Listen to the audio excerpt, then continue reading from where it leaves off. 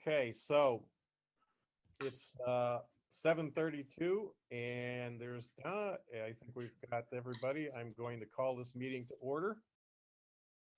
First thing we have is approval of the agenda. Bill, you gotta lean in closer to your mic. Okay. How's that? Better. Okay, so I've called the meeting to order. We've got approval of agenda. Any changes to the agenda? Anybody have any changes? None for me, but did you need to do a roll call real quick, or Yeah. did the entry already do it? We can do that real quick. Stephen, Here. Jerry Lee, Present. Phil, Here. Donna, Present. and Mario. I know you're on the phone. I changed it on the Zoom so that your number has your name next to it. If you're able to unmute, I can try to unmute you here.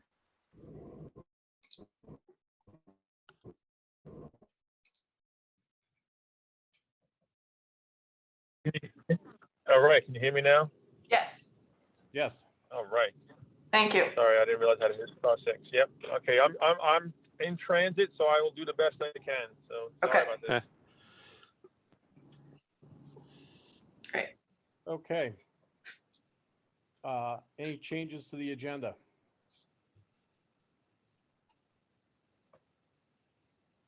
I've got one Not change. for me. Okay. Stephen, you're okay, as I recall? I'm okay. Jerry Lee, I'm okay, thank you. Donna? All good, thank you. Great. Okay, I've got one change I'm going to make, and it has to do with stormwater ownership and maintenance resolution. Instead of it being a resolution, it's going to actually be just a sense of the council vote, not even a vote, I just want to get a sense of the council as to what everybody thinks about the topic when we get there. Should it just all be under the town update then, like rolled in together, or do you need it separate? I can move it down. That's fine. I think that would be fine. I can just put it in as I'll strike it from action, and it's going to go down as as part of my update. That works.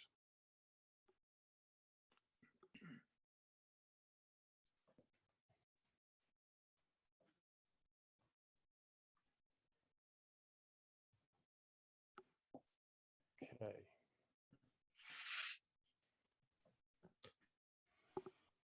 Okay, so the next thing will be presentation by residents.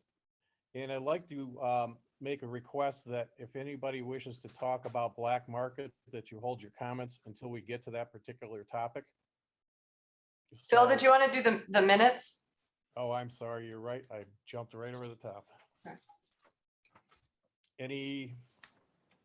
We've got the minutes. Any comments or corrections, changes to the minutes?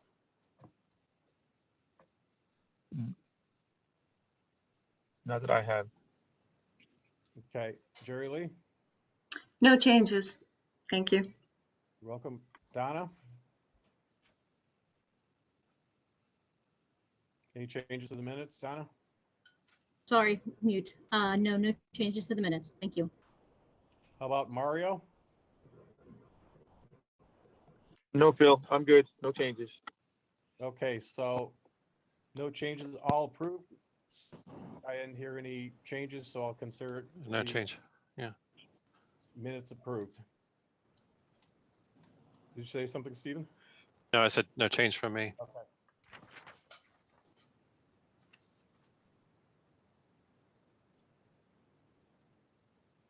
Okay. Now we'll go to presentations by residents. And again, if it's regarding the black market topic, I'd like to save that until we get there. So any other presentations?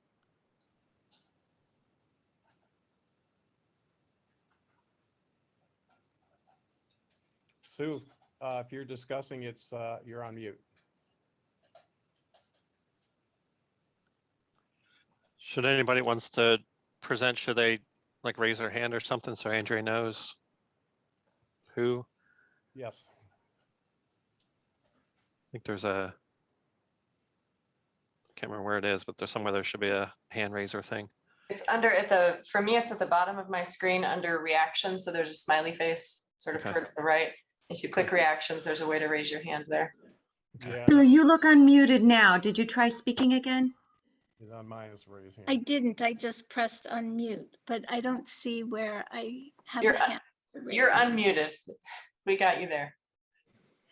I just, I'm looking for information and I don't know how to find it about our, the end of our street, Rokeby, and the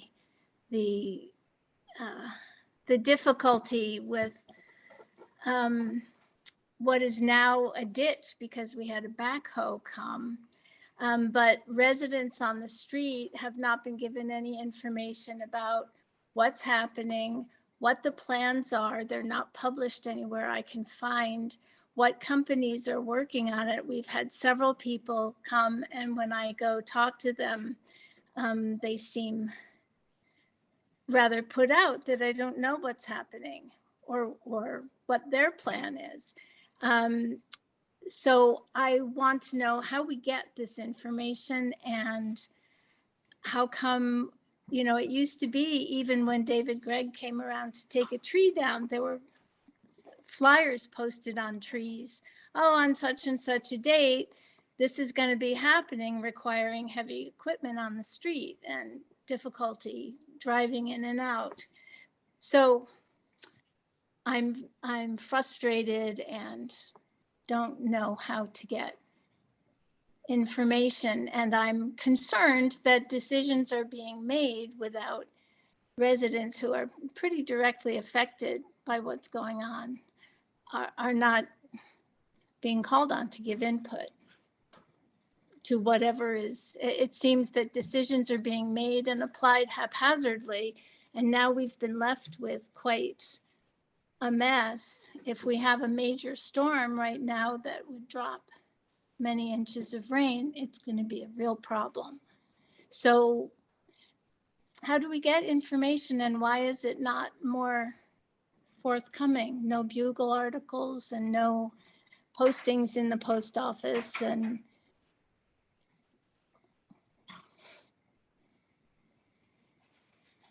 Bill, I can jump in on that one to start if you want. Sure, go ahead. So it's been discussed at a lot of council meetings. So it's not like this has been, you know, happening behind closed doors or anything. Please let me, I'm responding. Please let me talk. It's posted on the website. I just dropped a link in the chat. So if you want to look at it on the website, the project started and then we needed to change, for the erosion path, we needed to change the stream bed, the location so that the Canadian Elam didn't lose more of their yards. We needed to make an adjustment. And so we had to stop and we met with the contractor last week, Phil and I did, and our engineer. And then they need to come back out to begin or to complete the project, to keep continuing with the project. And we had asked them to stop work until we were able to meet with them again to ensure that it was meeting the standard that it should be. And we've been in good communication with the residents that are directly impacted right there. But I hear you that as other residents of Rokeby may want more information. yes, and in a more timely manner, right? Sure. Please. Yeah, right. Like I called the contractor today to ask for an updated timeline. I left voicemails with 2 different people and I didn't hear anything back yet. So I don't have that information right now, but I can share that when I have it. In general, it's like we need more information earlier. Otherwise, it's hard to participate. I think that, again, this has been discussed at a lot of council meetings, and I think that there were some website posts as well. So I don't know if you get the website notifications. Yes, I do. Okay. Yes, I do. Okay. And well, that's what I have to say. Okay, I mean, And- for sure, it's been discussed. We've discussed how we were gonna do it, what we were going to do, and then the actual But plans have been put up on the website, and really looking at the website's one of the best spots to go for information. May just help to have like a bulletin go out when things like that get posted. I didn't realize they were even on the website, so I'm seeing it just now for the first time myself.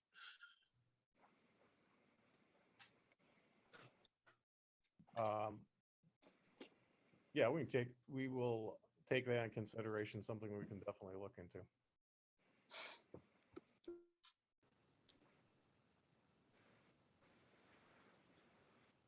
Any other comments from residents? Questions?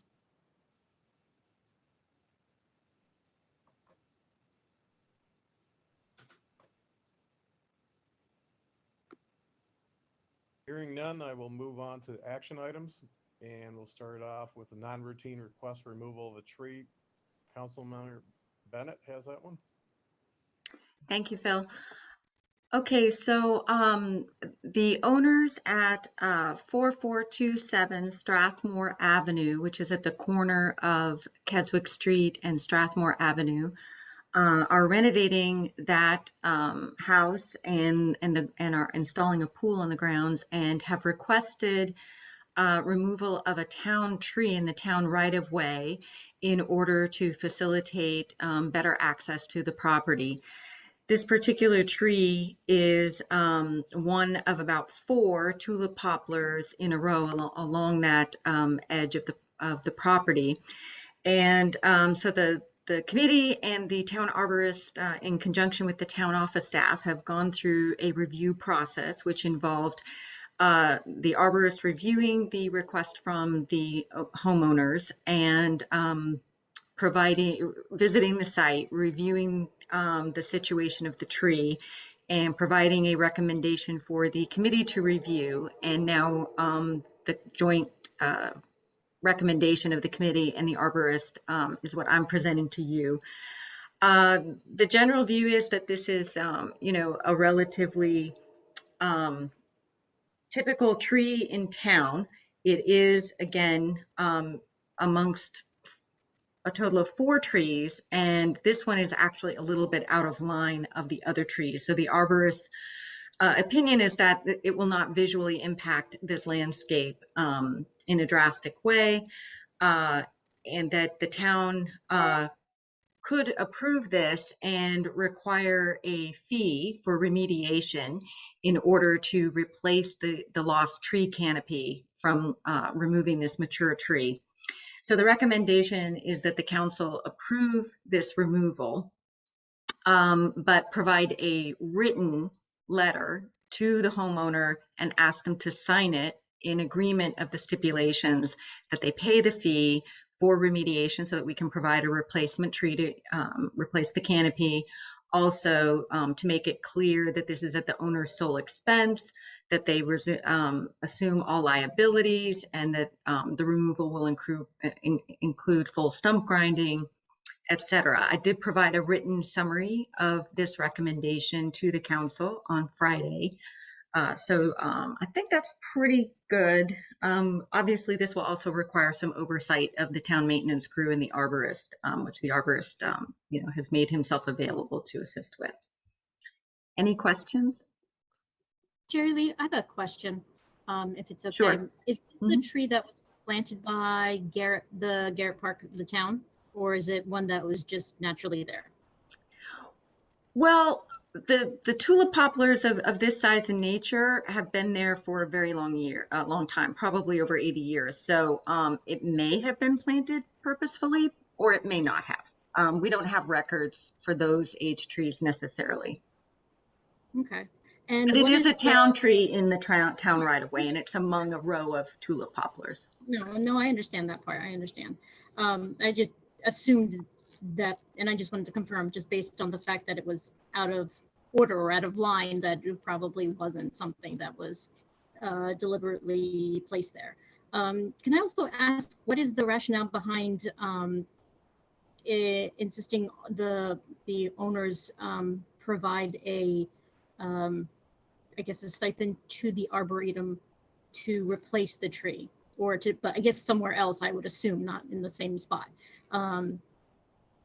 Yeah, can I just ask about the thinking behind that, please? Sure. The point is that the the town's arboretum is for the purpose of providing tree canopy, which has a lot of benefits, that are kind of laid out in our comprehensive arboretum plan. They provide shade, a lot of help with energy efficiency, a lot of other ecological benefits. And the thought is, one, to make it really clear to homeowners that this is not just a routine process or a routine action that to be taken lightly. And it does require a replacement in lieu of the lost tree to the town. This is a tree that the town owns, that the town is agreeing to let the owner remove. And so the owner is in effect replacing the lost tree. Andrea, I see you have your hand up. I'm not sure if you wanted to comment on either the question or something else Donna asked. No, there's no denying anything that you just said there. I was just wondering where the amount came from and if it's appropriate and based on what criteria. That's all. Oh, right. So the amount is based on the estimate of purchasing a suitable tree for another location and planting it. Thank you for answering those, Jerry Lee. I appreciate it. Sure. Andrea, you had your hand up. Yeah, so my question or comment, I guess maybe, was just in regards to how the blanket permit works. So because it's a town tree, it's covered by the blanket permit that we have with the state DNR. And because of that, my understanding is that those town trees can only be removed by the contractors that we have on our blanket permit. And so that, I think that's something that we could work through with the property owners, but I just wanted to sort of raise that because they may need to go through one of those three tree contractors. Okay. Has this come up before? Because my understanding is that there were cases like this that were resolved in a similar way, but I wasn't aware of the town providing the contractor to do the work. It's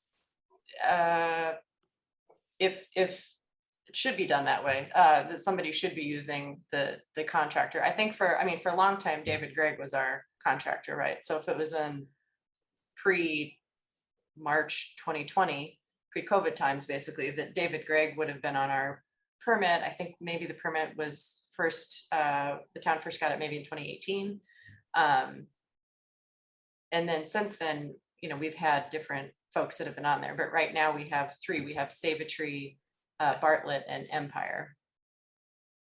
The other option is that we could always try to get another contractor on our permit for this sort of one-off scenario. The state doesn't tend to take a long time. They just need to meet the requirements of the state. The contractor would need to.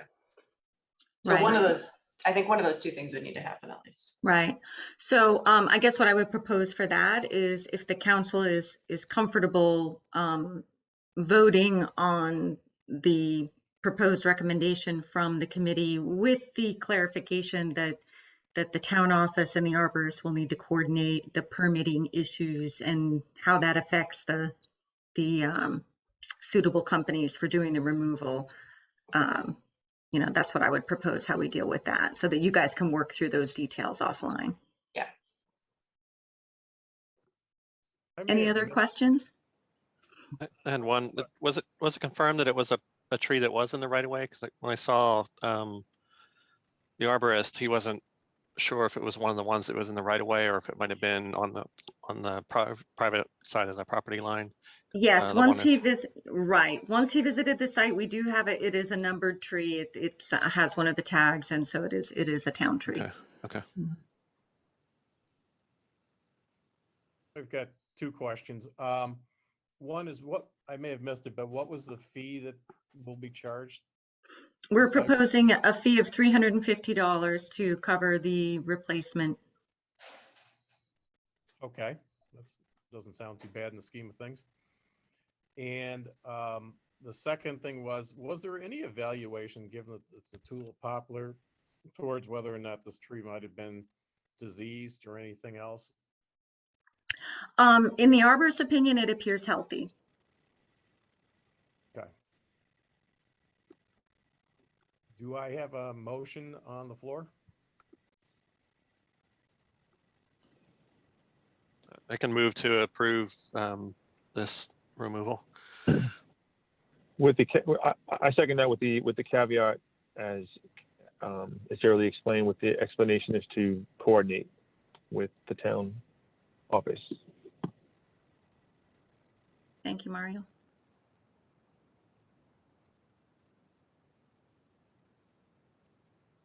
Phil, you're muted. So we've got a motion to remove the tree with the caveat that it be coordinated with the town as far as permitting and contractors goes. Any more discussion? I think Andrea or somebody had noted that something had to be signed. So I think that kind of covers some of that stuff too. I think there was some required step in there to go through it. Right. Or Andrea, Darren, they did. Yeah, I would like to clarify that we're asking that the council approve the stipulations that were in the document I sent on Friday with the clarification on the permitting and the contractor that would do the removal, and that the town office would coordinate that with the arborist and the homeowner. The committee So- feels pretty strongly that those stipulations be included that were in the document. Okay, so it'll include the stipulations, including the stipulations as provided in the document, then would be the whole motion. Thank you. Okay. Any other discussion? So I will go through roll call. Jerry Lee, obviously you vote for. Aye. Stephen, Aye. Donna, Aye. Mario, Aye. and I'll vote aye. So that should make it unanimous, and we are done with that. Okay, the next thing I've got on the agenda is going to be town hall fence replacement, vendor approval. It goes to Andrea. Yes. Okay, so the town hall fence replacement, this was an item that was budgeted for in FY22. And I'm asking for approval from council to select a vendor to replace the town hall fence with like material size. And it'll be in the exact same placement with the same fence posts or same location for the fence posts. The town received a historic area work permit from the county for the fence replacement and for the removal of certain diseased trees. The cost to haul away the fence is $1,885. The cost to install the fence is $10,498. And this is above the $10,000 threshold. So I'm asking for council's approval. And once the fence is removed, just for the order of things, then the diseased trees will be removed, then the new fence will be installed. And the neighbors will be sent letters once we're able to schedule these jobs to happen. And that's all for me. I don't know if there's any questions. Questions or discussion? Just a comment. I appreciate just handling this matter this way, like just quickly in a meeting versus I think it was pitched to kind of try to cover it by email in between meetings. I feel like it's just more appropriate to do it this way. Just knock it out. It's not real complicated, but Yeah, and my reason for that's that it's $1,800 to haul it away, and I could have, you know, they sent it in 2 different quotes, so I could have hired them to haul it away. But then to put in the fence is $10,500, which is $500 over the limit. So, Okay. and since we've talked about this a lot, since we have the county permit, it was in the budget. That was my reasoning, but I hear you. I'm just letting you know my rationale. Gotcha. Just trying to move forward with stuff. So this is Mario. I just make a motion to approve. Yeah, I can second. Great. So Mario made the motion. Stephen seconded. And I've got one quick question though. Did the, Oh, sorry, Phil. no problem. Andrea, did the installation cost include the removal of the diseased trees, or is that a separate cost, or how's that fit in? Oh, that'll be separate. Yeah. Okay. Yeah, this has been a whole process. The application for the HAWP is pretty intense for tree removal. We had to get Yeah. pictures and have an arborist write a letter, and there's all kinds of steps that had to be taken. So Fingerprints. yeah, so that'll be another step along the way. Okay. So right now, we've got a motion to approve the removal and erection of a new fence. Trees will be a separate item. And I've got a motion and a second, so I'll go through. Jerry Lee, how do you vote?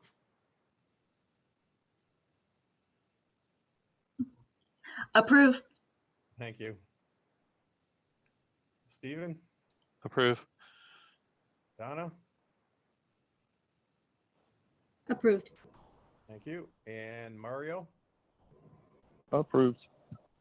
Great, so we've got a unanimous because I approve also. So that passes. And we now come up to the next thing, which is Black Market Bistro Outdoor Dining Road Barriers. Andrea, I can let you lead off and then I've got a few comments. I think stormwater is next, Phil, right? No, we decided because Oh, sorry, gosh. Phew, I didn't remove it from my, where I'm taking minutes, sorry. no problem. Okay, I'll jump in on that. Apologies. No problem. So I will let you start and then I've got a few comments after which we can, I'm going to allow Black Market to make it, they can give their comments and then we'll have any council members and then finally we'll open it to residents for discussion. That's the way I'd like to do it, just to keep it all organized. Sounds good. So the barriers were originally installed that are in front of Penn Place, allowing for outdoor dining at Black Market. They were installed in July or August of 2020. And at that time, they were sort of the last ones that were left because everybody was, a lot of government agencies were renting barriers to do similar things. They are currently rented through the end of the month. And last month at our council meeting, it was discussed on whether the town office should research other options or whether we just wanted the barriers to get picked up at the end of October. And it was decided that I should look into other options, and a lot of discussion centered around the aesthetics and that they're ugly and that if we were going to keep them, they certainly needed to be something nicer. And then there was also discussion about other solutions that may work and the challenges with traffic and all of that kind of came up. So I saw today that there's been a lot of chatter on the listserv from a town office perspective. We've heard basically no feedback from residents other than when they first went up. We received a lot of emails from folks saying that they were really grateful and that they enjoy the restaurant and what can we do to keep the restaurant open and that sort of thing. So obviously that's changed for folks, and I heard that today. There are several options for alternatives for other types of barriers. So I can share some pictures for different options, Phil, when you're ready for that. I just wanted to kind of provide some general context before getting into possible alternatives and wherever else council wants to take the discussion. Okay, thank you, Andrea. So just a little bit on what I know so far. The initial decision was made for the common good to allow the restaurant to remain viable and allow town residents to enjoy an amenity in these difficult times. And currently, while there are vaccinations out there, there's still a number of residents that request outdoor dining as they're not comfortable with indoor dining. That being said, what we're considering now would be something to, for instance, improve the barriers if we wanted to keep them, or we would get rid of the barriers, and that would be as early as October 31st. If we were to improve the barriers to have something more aesthetically pleasing, our contractors told us that while they'll be happy to support us, they expect that we'd have a minimum 2-month lease, which would put us at essentially the end of the year.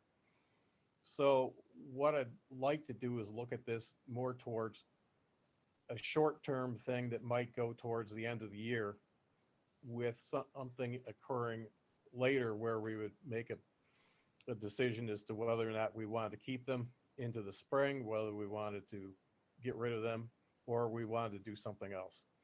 So I'm looking at something, the way I see it is something that we would do for short term, be it remove them at the end of the month in 2 weeks, or maybe bring in something new, keep it for 2 months, and then in January, bring this whole discussion back up again, see what the long-term, what we might want to do long-term. To date, the concerns I've heard are, does the street space remain necessary? Have some minimum, they like to see minimum level of some type of aesthetics or maintenance so that it doesn't look like some type of construction zone. Does the restaurant have 100% of pre-pandemic indoor capacity available now? And if not, why? When would they have the 100% pre-pandemic indoor capacity? How much longer does the restaurant envision it needs the street space, and why? And would the restaurant be open to increased rental payment proportionate to the square footage outside? Now, some of the impacts I've heard include cars using driveways for turns, increased traffic, difficulty exiting driveways, poor aesthetics, people not parking correctly causing problems such as driveway issues, that they were not given a heads up about what was going on, especially with this meeting. And another question to come is, has the town recovered its loss in rent from the initial impact of the pandemic? And my answer to that is that we still have a tenant. So they're still paying rent, which is a good thing. They haven't gone out of business, which means that the town is still collecting income. And the last thing is, would the town be making some type of zoning decision to change this permanently? And my answer to that is no, not right now, because we're looking at something short term. That needs to come up later on. And in the interim, we should look at forming a committee or something to evaluate the situation going forward in light of, what's going on with the pandemic and what may be going on with any variants or viruses coming up. So that is it for my comments. I'd like to hear from the council members, and then I'd like to hear from Black Market, and then and the folks around, and then from there we can hear from the council members. Can you turn You're on. Okay, go ahead. Hi, Barbara Black here. Thank you so much. Appreciate your time. So to address your first question, which was about capacity, technically, yes, we are at 100% capacity inside. However, we are having a hard time with hesitation from our customers and guest comfort coming in and sitting. Right now, our reservations are at about 20% that are requesting outdoor dining. So at this, I mean, indoor dining, sorry, I apologize. Yeah, a little less than 20%. So right now we have all the tables in place, but we socially distance by table. And depending on weather and their level of comfort, it gets very tricky. Right now, honestly, we are at about 60% capacity inside for dining, as far as our sales. Also, with regard to the outdoor dining, it really allows us to pay our rent and our salaries and keep the customer and our guest comfort at a good level. Right now, from what I see in other restaurants in Maryland, everyone has committed to outdoor street dining until spring of 2022. My goal is not to have it committed to that entire time. We are just trying to work with the community as far as vaccination percentages, our customer comfort. If we need to go to indoor dining alone right now, we will not be in, we will have to significantly cut our staff. And I'm not sure how viable the company will be at that point. It's just, it's the sheer economics of it. And Kensington, I know that Bethesda, Alexandria, also, I believe Silver Spring has all their outdoor dining areas committed to the spring. So I appreciate that, that you guys are even considering this. As far as the barriers and making the outdoor more presentable, that is something we are 100% committed to. And so, you know, that is something we are trying to get our some new tents in place and have a really nice fresh look for the winter. If that's a possibility, that's something that, you know, obviously that would have to come in time. So depending on whether or not we move forward. I would like to move to have you all ask any questions that we can answer with regard to concerns with the placement of tables or customer and neighborhood concerns. Okay, so I'll go with council members first, please. I do have a quick question, and I'm not sure if it's directly that Ms. Black can answer it or someone who's on the council. Who pays for the barriers currently? Currently, the town does. Okay. Some of that has been reimbursed through COVID grants, and it's a moving target with the things that FEMA has allowed and hasn't allowed. And now the state may pick up the things that FEMA denied, which is sort of the way that the reimbursements work. And then we also have our ARPA funds, and anything we have that's lost revenue has more flexibility. So there's, it's not, this isn't as straight of an answer as I wish it was, but some of it has already been reimbursed by grants and some of it may be going forward. Just a point I wanted to make. I know that it's an inconvenience to the town for sure, but the outdoor dining and street dining was an initiative to help restaurants countrywide.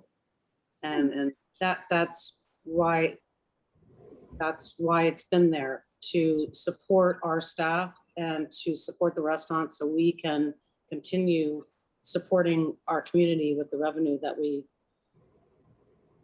give to y'all. So that's all we're trying to do, is just move forward and stay in business. Yeah. No, absolutely. I don't doubt that for a second. I'm just trying to get some facts out. That's all.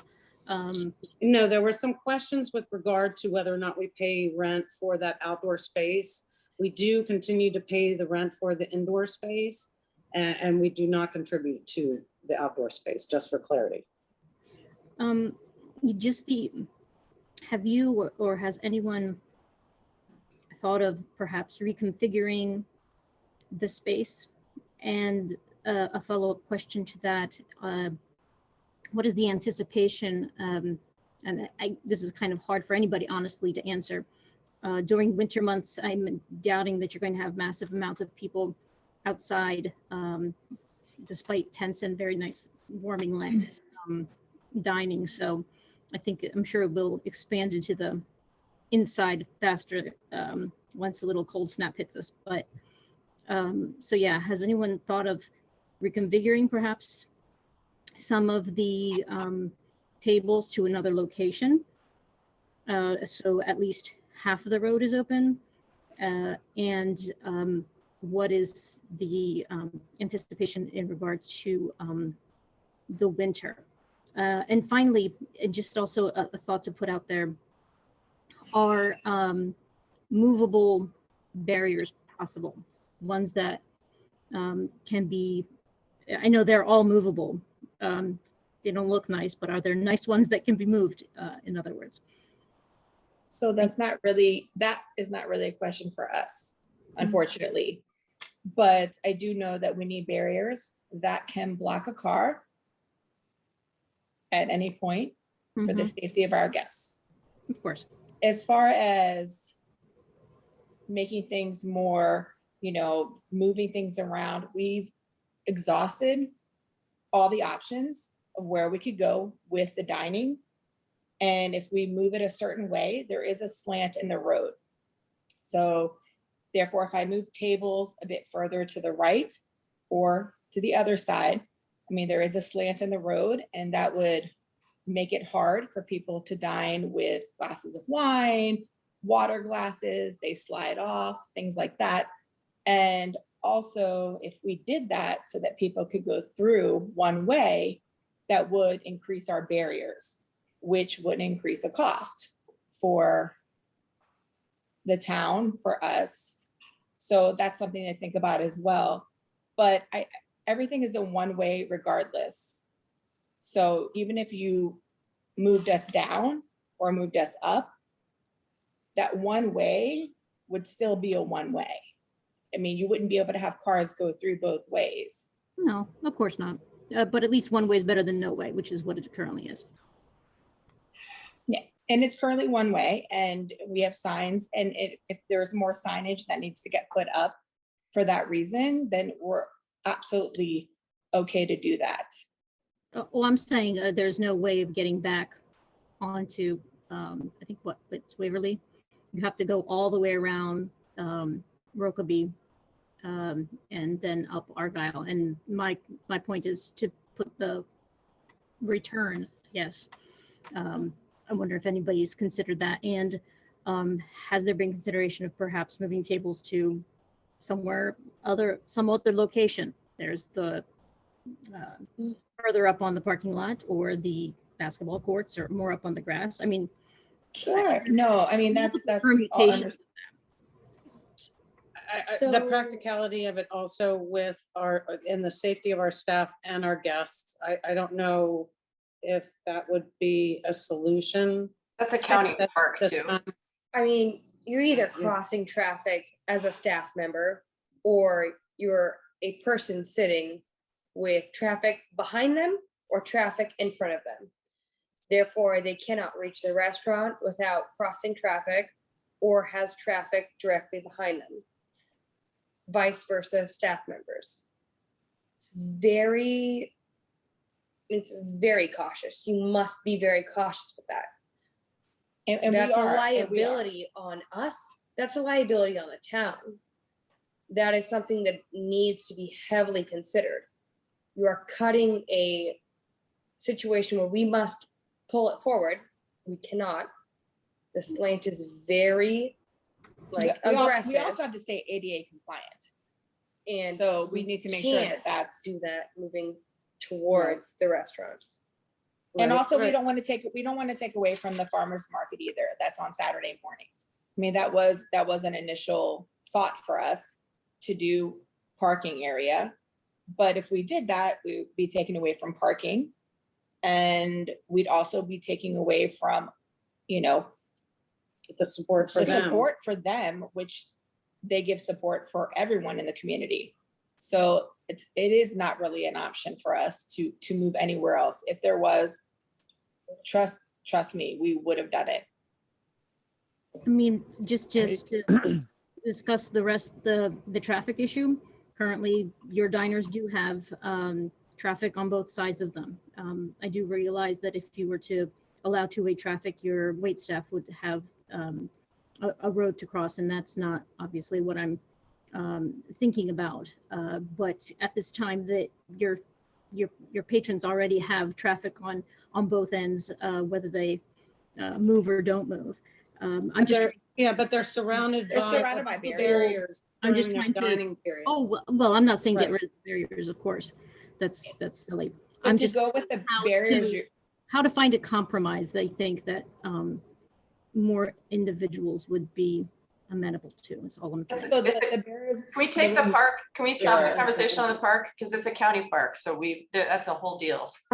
Well, part of it is So, hey, Phil, the Penn Place is town, the driveway lot is town, and one lot south of the driveway is town. Once you get over to the, it's almost to the tennis courts, that's what becomes county. So like the southern quarter of the basketball court and the grass next to that's county. Everything north of that is town. Mario, you had something you would say? sorry guys. Yeah, and I apologize for not being on video. I'm traveling today and I'm doing the best I can from doing the phone. Barbara, thank you for getting on the call today. And you know, I know you're a town resident and a longtime supporter of the town, and that's great. But my first position is the folks who live directly around the restaurant, and I don't know if they're on the line tonight. I'm hoping they are and they can chime in. Listen, I love the restaurant. I go out with my family. I go out with friends in town. I'm a supporter. I do it, and I'm in the restaurant business myself. I will support the Thank restaurant, you. but I cannot support. I do, Barbara. I really do. But I'll be honest with you, I can't support it in the status quo. I just can't. Every time I drive to town, I want to throw up. I really don't like the way it looks. So that's aesthetics. I also have heard time and time again from residents. I've seen multiple situations, people screaming at each other, driving the wrong way up the street, all kinds of problems with cars. My suggestion, and I'm all for bringing it back to life in the spring. I'm supporting the idea of like shutting it down. Honestly, Barbara, and you know, if not October 31st, and certainly by the holidays, because based on last year's experience, there's virtually little people eating outside anyway over the winter. And then let's come up with a good game plan for you guys that works for the residents and you are as well. And moving forward, we're not going to come up with a debate tonight on this. I think you're right, Phil. We do need a task force that's very committed to working out a solution if there's one. I struggle with it, Barbara, honestly, every day. I really do. I love the restaurant, but I struggle with it visually, and I think it's unfair. I want to hear from the residents that live right next to the restaurant time and time again of what they're experiencing on a daily basis, and it's not fair. And I don't know. I don't have a solution on this call. I just think we need to.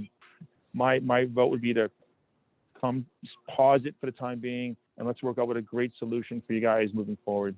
And that's kind of my position. You might not want to hear that, Bob, but that's kind of. Okay, That's no, kind of my no, position no, at the moment.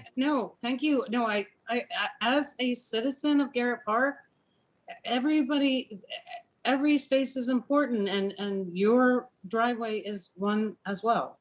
So that's why this town is so great, because everyone cares about what happens every single place. So I think we can definitely work together. We've been doing this for a really, really, really long time, and COVID has just hit us. You know, it knocked us through the park. So, you know, any suggestions that you all have that we can make it better, that will work for all of us, that would be great. What I want to do is secure jobs for my fabulous staff and also provide unbelievable food for y'all and pay the rent. And that's all we want to do. Agreed. 100% agreed. And I love your staff and food and et cetera. And, you know, so it does pain me to make a comment about pausing the situation, but I also am very, very empathetic to what my neighbor, I don't live right there in Waverly, but, you know, but the folks who do, who I know, what they have experienced on a daily basis, and it's not fair. It really isn't fair. So that's where I draw the line, and I have to side. Well, we've had some support with a lot of folks that actually do, that are around here that Shanna has spoken with on numerous occasions. And also our friend from the farmer's market has worked with a lot of folks that are all around here, making sure that they're comfortable with what's going on and having that communication open. So I'm not quite sure that's the case for every single person. Certainly everybody, yes, and I don't want to take too much time. Yeah, there's no question. there's No question. There's no unanimous opinion on this. It's clearly, and again, I think most people want it to work. I don't think anyone that I've spoke to is vehemently opposed to black market. I haven't experienced that at all. I just think we've experienced a point where it's sort of run its course as it's currently constructed. And let's No, revisit no, it. everybody wants their That's town back. No, I get it. No, I totally understand. You know, it's just, you know, it's a space that was very, you all focused on making a great dynamic here, and it's been disrupted by this virus. And we're just trying to jump out of it in a really positive way. So anything we can do, any new ideas, we are open, wide open. So thank you. Thank you. Do you mind if I have my assistant manager say something? No, go ahead. Okay, wonderful. I'm quite new to the business. I don't know much. I do know that the staff and the business that I've been integrated to has been wonderfully accommodating, not to myself, but to all of our customers during this pandemic. I joined this company during a pandemic. I do know I work every day we're open, several hours a week, and take a lot, if not most, of the reservations. I see that our customers are not willing to dine inside. And I wish they were. I know we're all vaccinated, at least on my part. Can't guarantee that on our guest part. We're doing our very best. And I know as a community, I live in Garrett Park myself. We want to be as accommodating as possible, not only for everyone, but for myself. It's very, very difficult to hear as a resident and as someone who works here, completely different paths, that we can't hear each other out. Anyway, I think, Andrea, I don't want to go at length at this, but I think, I know you guys want to move on. I saw a text that we're going at length. So let's move on to the next, whatever questions you guys have for us, let us know. Jerry Lee, I haven't heard from you. I was just wondering if you have any comments on the issue?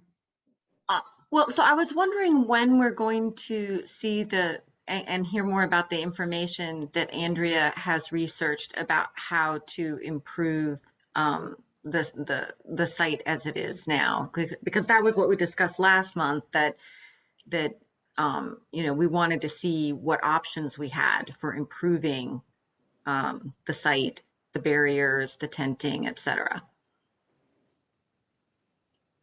And if it's not going to be tonight, are we going to schedule a special work session? Andrew, it'd be a good time, I guess. Yeah, yep. So this is just focused on the barriers, because again, Black Market would be handling what's inside the barriers, but let me share my screen. Hold on just a minute. Share my screen first.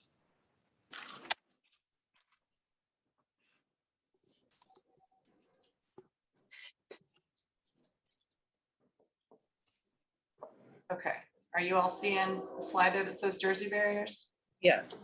Okay, so these are a couple different styles. So the one on the bottom is concrete. Of course, there's a train. On the right, the white Jersey barriers is similar to what we have now. So this is the style that Phil was referring to, that the current folks that we rent the barriers from are willing to buy brand new barriers that look like this with the two holes in them that look familiar. So they'd be brand new, they'd all be white. They will take the ones that are here and they can bring these and drop them off. But if he's going to buy brand new barriers, then he wanted a commitment for us to rent for 2 months. So to rent through the end of December, so 2 additional months. I've also pulled up some alternatives. So these are planter barriers, and these can be either, I think, plastic or concrete, either water-filled plastic or concrete. So this is another alternative. The ones that are the little round planters here are 1,200 pounds. Yeah, 1,200 pounds. And the Kubota, which is the, I don't know what to call it, the little piece of equipment that the guys have, has a fork on it. It can lift these. It can lift up to 1,300 pounds. So it's close to being too heavy, but the guys, you know, talking through it with Butch, it is within the limit of what the Kubota can lift. So this could be another alternative. This is something that we could purchase if we wanted, and because we can pick them up and move them, we could put them, you know, other places in town if we felt like that was an alternative that we wanted to explore. I think these are probably the two alternatives that sort of make the most sense. Is the continuing to rent the from the company that we have right now, but getting brand new all white barriers, or these concrete planters. And there's a third slide here with some other options that we found that were you know, railing, cabling, and gate barriers. I don't know that these would be the best alternative considering the location that we have, but just including them as other sort of barrier options. DC has a whole sort of set of regulations on this, so that's helpful, you know, and that can inform us. We can always reach out to folks over there if we have specific questions based on any of the alternatives that are talked about tonight, but just wanted to share this information and sort of give a better idea in terms of pictures on what could be possible with the barriers.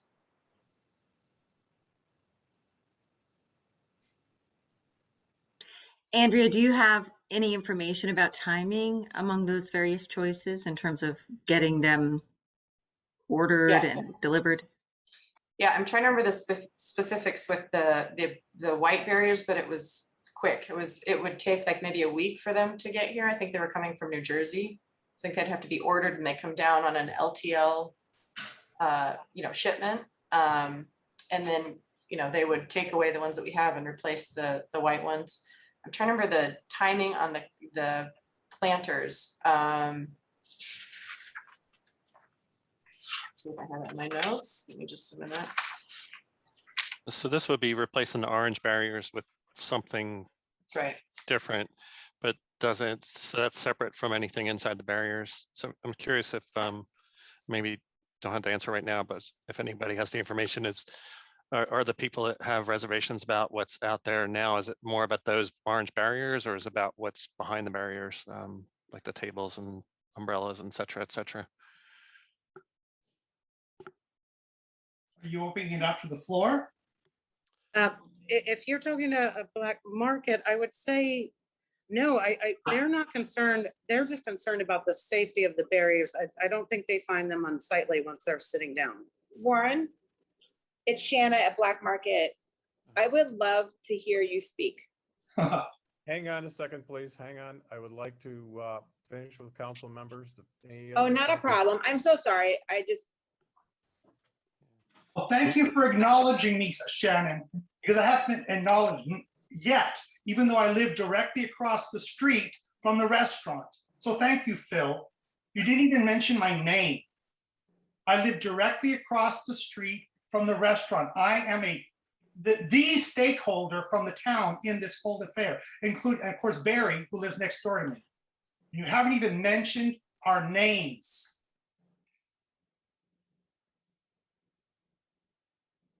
Okay, do I have any other comments, questions from the council members before I open the floor up to other folks? So Phil, this is Mario again. And Andrea, thank you for doing the research. Obviously I can't see it where I am now, but I don't know what the next step's going to be. We're not obviously. Are we voting today to decide whether or not we're going to keep that street closed or not, or is this something that we're going to continue on? Because I think we do need some closure on this before we start ordering. We need to have a conversation about this before we vote on anything. You don't have to. No, sir, I hear you. That's right, but you don't have to yell. So they're not going to get things resolved any quicker. So I ask you to just speak in a calm voice. What I would propose for now would be that we look at the possibility of continuing with the barriers till January 1st to give everybody time to work through this. And, you know, we've made a commitment to the town, to the restaurant, and it would be good to keep them and to help them stay in business. We owe it to our residents to try and make this work. And I think that that would give us some time to put together a committee to discuss what the future steps would be, but it would buy us a little bit of time. So that's what I would be looking at, is something that do we want to stop on October 31st, or do we wish to continue until, say, January 1st, at which point another decision can be made. And in the interim, we would get together some folks to try and explore this whole issue and what could be done with the town. That's what I'm looking at. Phil, you haven't allowed citizens to speak in this meeting yet on this topic. I can't believe that you would move on to a decision without letting any of the citizens who have come here tonight to speak. I was merely addressing the council members' concern about what are we going to do? What will the end product be? I have not said that we are going to vote. I have not made any type of proposal for amendment or I'm sorry, I've not said anything, and I expect that once council members are done, that we can now proceed on to residents. So any other questions from council members before I open the floor to residents? Stephen has his hand up.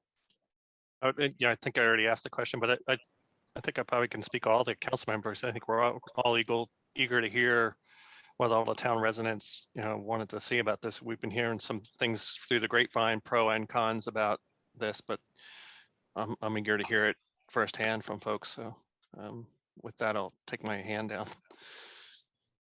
If I can. Okay, Mr. McBroom, I will allow you to lead off first. Thank you very much. Well, first of all, I'd like to compliment Shannon and the Black Market Bistro for, they reached out to me, and I support the Black Market Bistro completely, and I've been thrilled that they've been able to survive this situation by having this ability to have this outdoor space. And as I expressed in an email today, I have never heard from the town ever to discuss the impact that it's having on my family, which we literally live across the street from this restaurant, and no one from the town has ever thought to speak to us about it. And I think Barry mentioned that in his email as well. As far as I know, no one has bothered to speak to him. But putting that aside, what I expressed in my email today, my concern is that and it ties in with your idea, Phil, is that we need to study when this is going to end. Okay, this began by the fact that the state and county were shutting down the restaurants. There was no indoor seating, right? And now there's 100% seating, presumably because the science that the county health officials have determined it's safe to be there. And so what we're continuing this process, this restaurant outside, based on the fact that people are afraid to go inside, even though the scientists are saying that it's safe to go inside. So we need to think about that, how long we're going to go along with that. Like I want the Black Market Bistro to succeed. And I do agree with you, Phil, that a January, what you said, end of December, I think is what you said, right? Like, but that is what we should be thinking about. That is what we should be studying. And with all due respect to the Black Market Bistro, we shouldn't just take them at their word for it. I mean, we should be studying whether restaurants that don't have outdoor space are operating viably, because it can't be there forever. It's literally in front of my front door, and I don't oppose it being there for as long as it's needed to be there. But that is the question. Does it need to be there or not, as far as the town's interests are concerned? And that is what I'm hoping we can study between today and the end of the year. And so I'll end by saying I support the idea of extending this. I don't support spending town money to beautify it in some spectacular way when we know that it's going to be a temporary solution. So that needs to be tied in with what Andrea was saying. No, this is permanent. Okay, but that's all. I'll let other people speak now. But thank you. Thank you. And we'd like to ask nearby resident Barry Lyden, did you have any comments?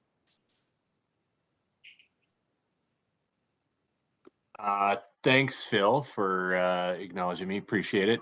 For those of you who did have an opportunity to see my email, traces of my email on the listserv today, I think we pretty much ironed it out and it's been brought up. And thank you, Phil, for citing some of the points that I've raised. I think our biggest issue is really just right where Warren left it, which is at what point are we at the point where it needs to be there, and how do we make that decision? We have maybe not as much of a clear view as Warren does, but we have a pretty clear view of the traffic and the operations going on there. And one thing that I think we have to acknowledge is that as the weather starts to turn, the likelihood that the outdoor space is going to be able to be very usable is going to diminish somewhat. We observed at times, because of the weather, several weeks when the space was just not even being used at all. So to the point that Warren just made, which is that current county regulations allow for 100% capacity, and that it is possible for the black market to be able to seat customers in their space as they had before the pandemic. I'm not really sure I understand why there's a need to continue with it as it is. Thanks. Great, thank you. And I see Megan's iPhone. I don't know who you are, but you've got your hand raised. So would you like to comment?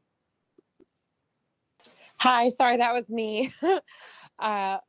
Actually, the questions that I wanted to ask have been addressed. It was more about the time frame and whether every other location had been exhausted, which it sounded like it had.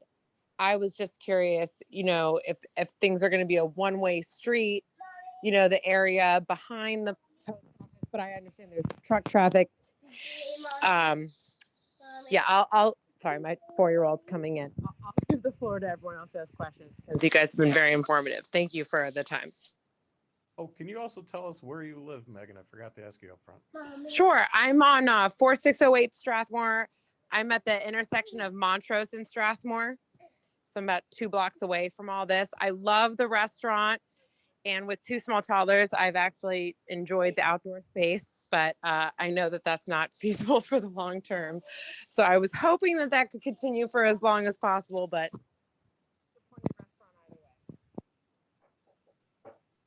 Great, thank you. Catherine Kelly, I know you had maybe you wanted to have some comments, so I'll give you the floor.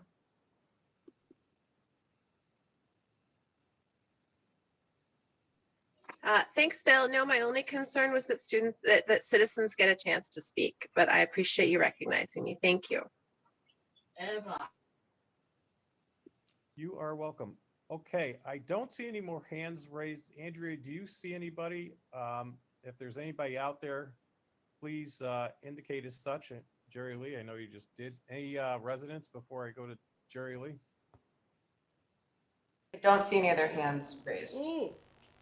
Me. Oh, Elizabeth. Okay, go ahead. Can everybody hear me okay? Yes. I often come in for several hours over the weekend to try to catch up on work, and I'm very often here during brunch on Saturdays and Sundays, and also when I leave in the evening time. Just to mention that the seating is packed.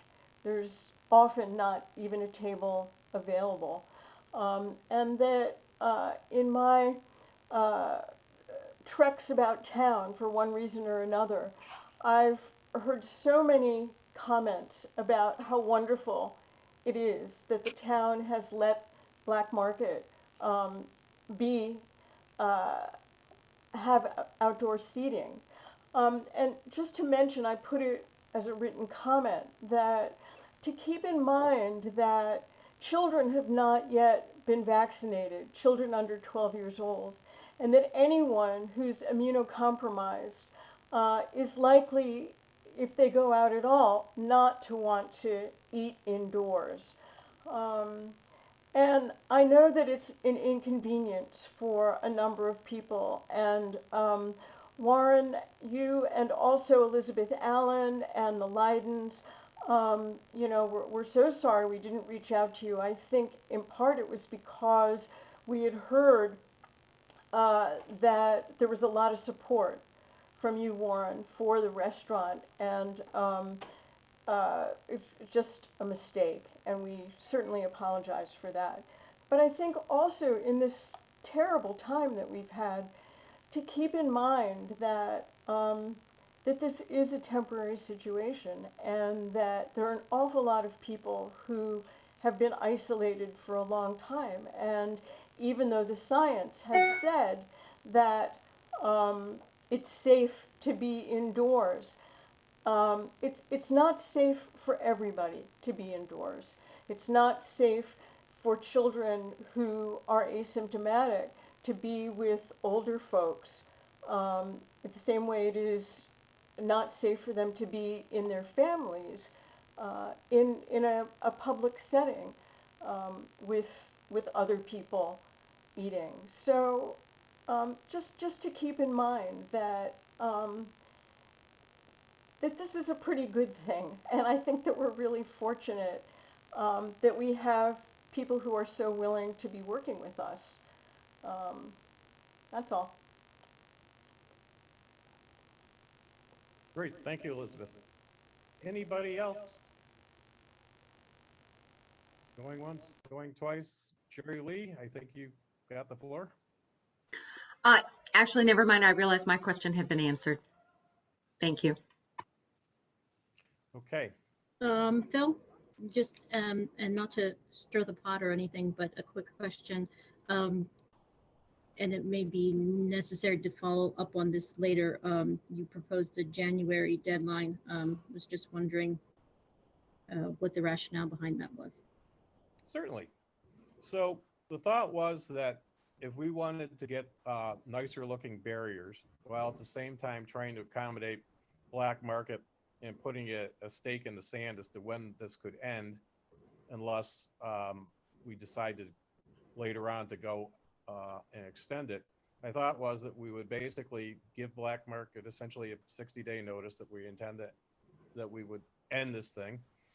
We would form a committee in the next couple of weeks to explore this, and then the whole thing would be revisited on the January council meeting to make a determination as to whether or not we wanted to continue or we didn't, and what the conditions would be and how things might work. So we would revisit everything, but for right now, we would say that come January 1st, it would end, and it would be up to the council to determine if we wanted to do something in the spring. But in the meantime, we'd be collecting inputs from the citizens and so forth. So Thank you. that came up with it.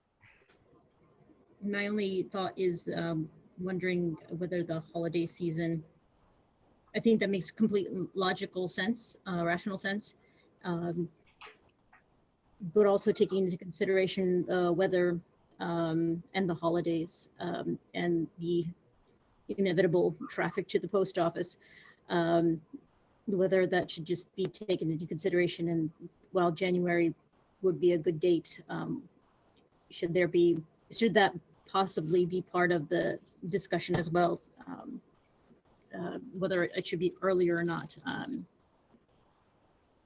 but we can discuss that later. Well, I would propose, what I'm going to propose is that that we discuss it now and make a decision as to what we want to do. Yes, we could theoretically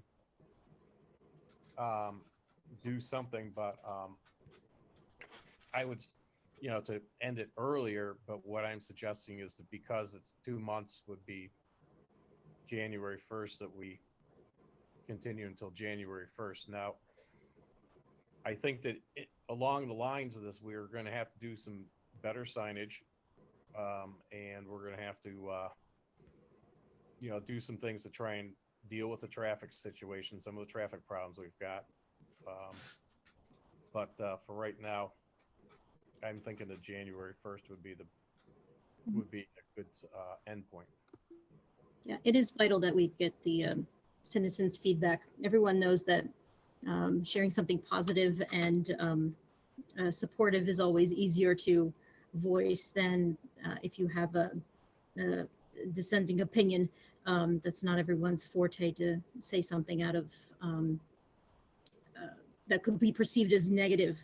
So I think definitely getting the feedback from everyone is vital. And I have to say also that, like Mario, I see a lot of frustration also with the current situation, and I obviously want our citizens to be part of and content with whatever direction we go in. So again, just complete support in what you're proposing. Okay. Andrew, I was just talking briefly with my wife. Is there anybody in the waiting room currently waiting to come into this meeting? I've never used a waiting room, so I don't think so. I have not seen anything. We don't have it, we don't have it set up to have a waiting room, Okay. as far as I know anyway. Folks were saying that they couldn't get in, and I don't know why. Huh. I'm not quite sure. I can keep looking at that while the discussion continues, see if I can figure out anything, but I don't know why that would be. We don't have a maximum on the number of participants, do we? No, it's much higher than the number that we have on now. Hi, that was me, Elena. I think Hi, we can have, anyone and then Sean hear Abels me? is also looking to talk, I think, after Elena.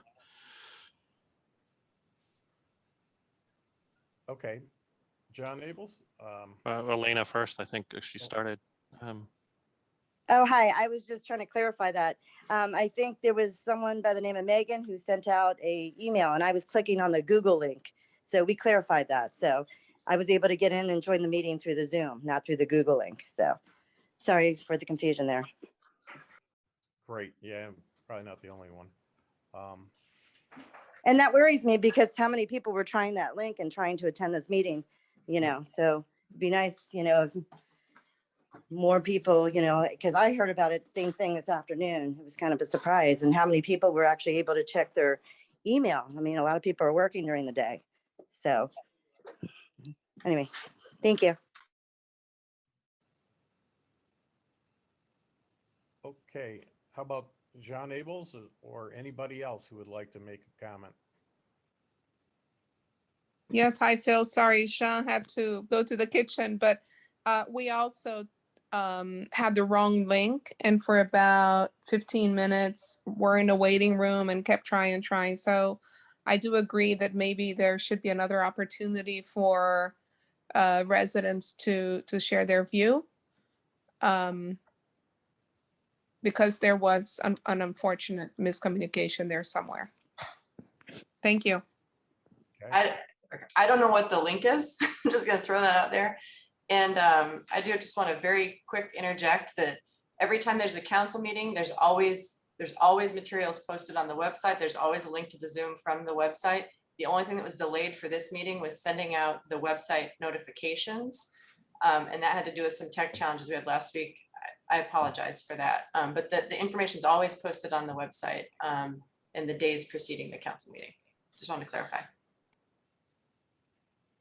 Right. Okay. Anybody else?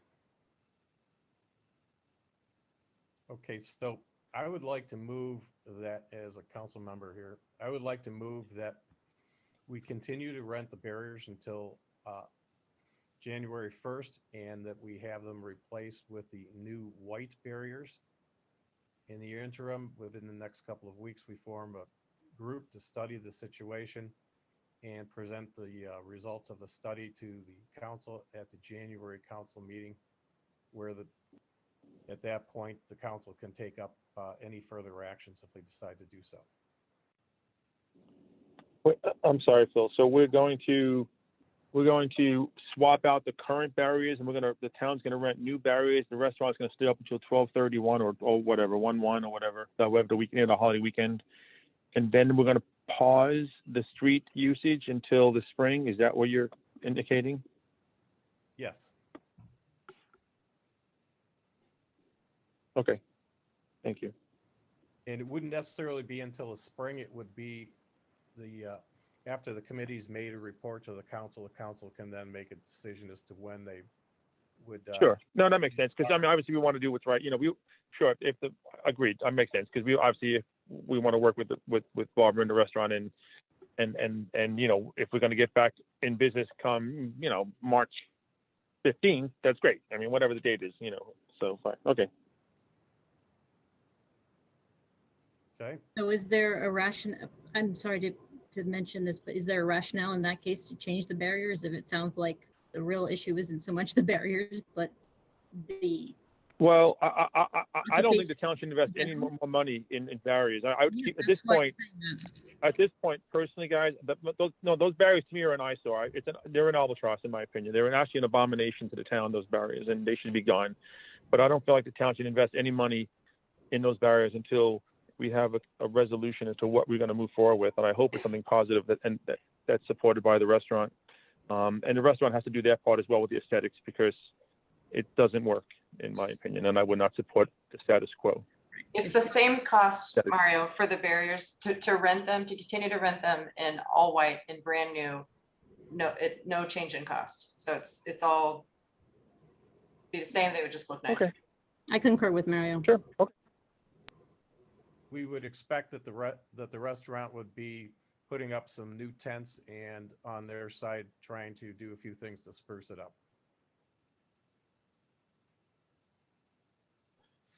I'm slightly curious, and maybe I should have asked this earlier, but like how many tables or seats is really needed outside over the winter? Like I was looking at the aerial of it. It looks like you could probably get with the square footage just on the sidewalk and the planting strip, if it was kind of decked over and then barriers were put in the parking space, you could probably get 20, 25 seats out there over the winter. Is that plus the porch enough for over the winter while this is being studied to open the street back up? Or is that open? Sorry if it opens a can of worms. So I'm just wondering if that's a good, kind of middle ground on it. I like your thinking, Stephen. I know when Shannon and I looked at that last week or 2 weeks ago, that we'd still need barriers for those parking spots. So that does take up the space. So it probably feels like more space than it is when you're down there and thinking about the size of barriers. I'm just looking at it on the area. I'm wondering if in the space where the car is, you would just put a barrier in there so you couldn't park there temporarily, and you would see that barrier, you would just drive to the on Warren's side of it, and then it looks like there's at least 10 foot by probably 40 to 45 feet out there.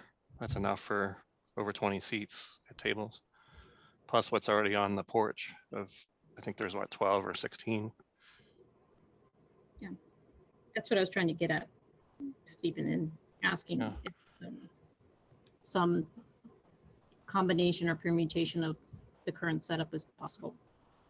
And I wondered if it might be a good pilot too, like maybe to see if there's an appetite for that to become more like a permanent amenity to kind of and make it work. Yeah. Well, I think we still have Black Market. Barbara, are you still available? Maybe you could answer a few questions.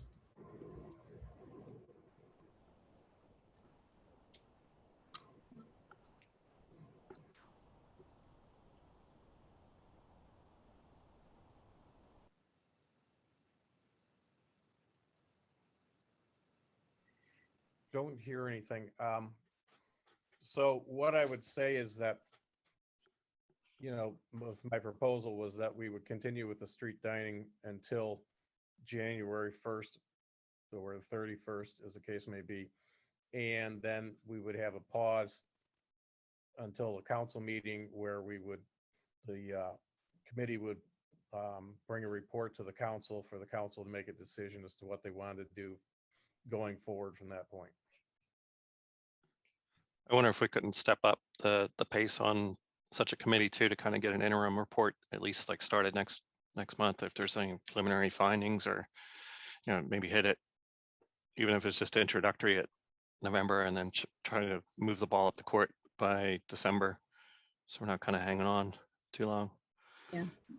I think that's reasonable. That should be reasonable. If I do this stuff for my day job, and I would be asked to do it by tomorrow at 5.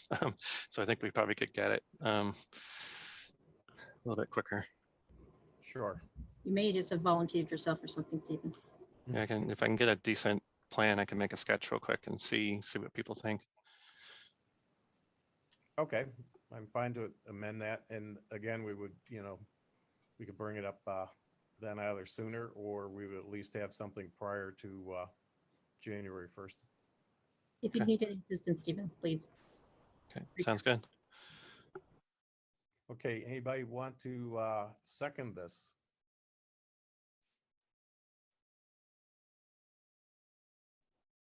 So to I'm clarify. sorry, we're going to set.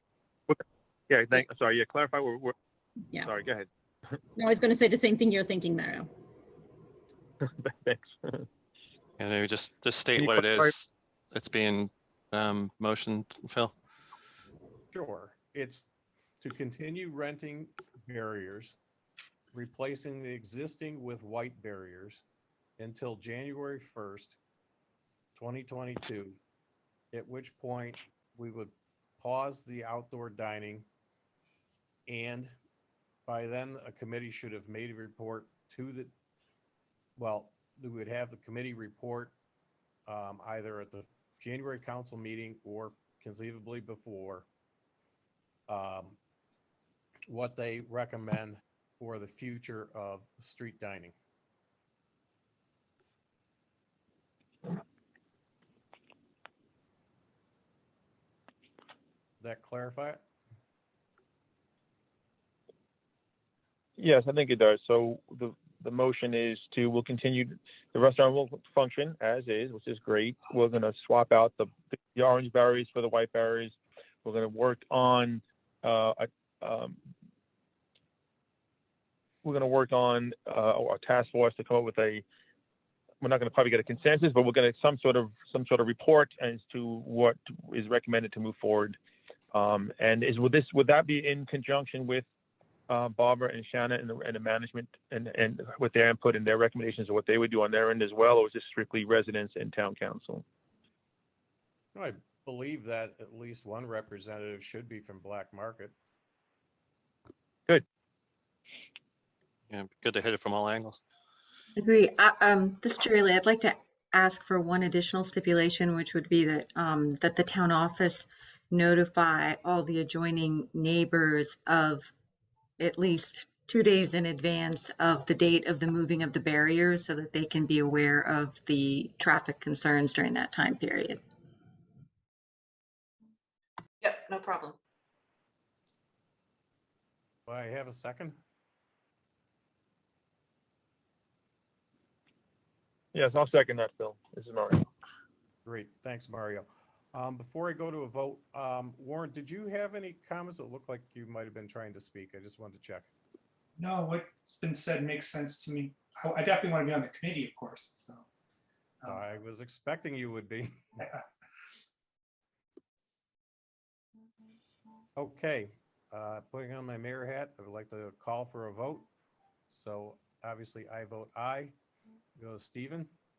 Aye. Thank you. Donna? Aye. Thank you. And Mario? Aye.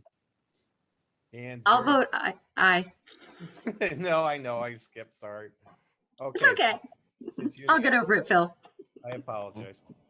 Okay, so that concludes that. And Andrea can work on getting the new barriers in place, and of course notifying the affected residents of when that's going to happen, and so on and so forth.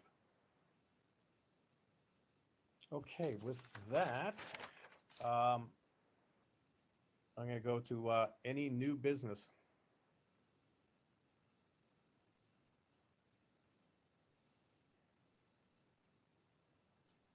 On to town updates. And we'll start with the Arboretum Committee. Yes, very quickly, there is a fall tree walk led by our town arborist, Phil Normandy, Sunday, October 24th, so that's this coming Sunday, at 1 p.m. meeting at the post office. So I hope you can join us for that tree walk. Also, fall planting, as planned by the committee in coordination with the arborist, is underway with the town office and maintenance staff in coordination and oversight with the town arborist, so keep an eye out for that. One of the new trees will be a Venus dogwood that will be planted in the Memorial Grove in honor of Michael Spector. So the committee will be placing a special memorial plaque for that tree. Andrea is also working with University of Maryland for a special program, which she mentioned last month, and that work is also continuing to support strategic support for the Arboretum.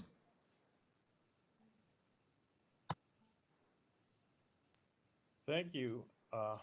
Donna, you'd like to update on the American Rescue Plan? American Rescue Plan, one of the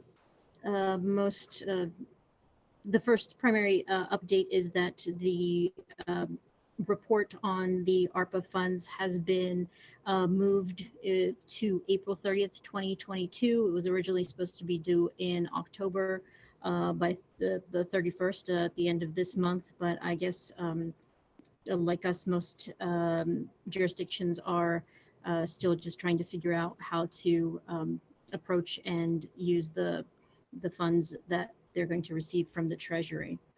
I've not created an invitation for committee to discuss and assess eligibility for said funds. However, the town has forwarded me a template to use, so I will be able to finish that this week and move forward and post that. Thank you for forwarding that on. In regard to the ARPA funds, and I should have perhaps put this under new business, there has been discussions across the program managers of the jurisdictions in the area to bring to the table or for consideration a possible program manager that would be shared across the jurisdictions, especially the smaller ones like ourselves, to hire a joint program manager to share in the implementation and management of the ARPA funds in all of the jurisdictions. That individual, the current idea is that individual would be a consultant or contracted for 1 year at the start, shared among the 4 to 6 jurisdictions, charged at a particular rate, depending on how much ARPA funds the jurisdiction receives, and would assist in, like I said, the implementation, decision-making, and processing of those funds, as well as reporting. I understand that this is not exactly the time to discuss. We're already over time, but perhaps in the upcoming council meeting, we can move forward with that aspect. Just a super quick question. Do we know, are there any kind of low-hanging fruits of things that are expected to be applicable for funding for use in the town, like whether it's stormwater or anything? Like, what are the obvious ones that are known or expected? Sorry. Stormwater is number one. Okay. Are there any others that are obvious apply to the town or likely, or is it There still are TBD? some possibilities, but I think that's the clearest one at this point. Okay.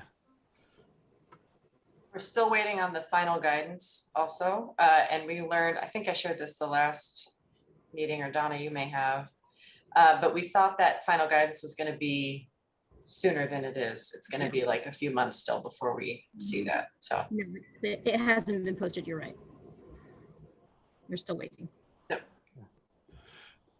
Do we know, and then on just another quick question, do we know, is there an ability to move forward on things that we know are like extremely likely to be applicable to this and then get reimbursed for them later, or are we at a high risk that like would they tell you like, oh, you already did that, so we can't fund what you're doing? Like say we were going to move ahead with like a comprehensive stormwater plan for the town, like would we be putting ourselves at risk of being reimbursed if we start ahead of the rulings?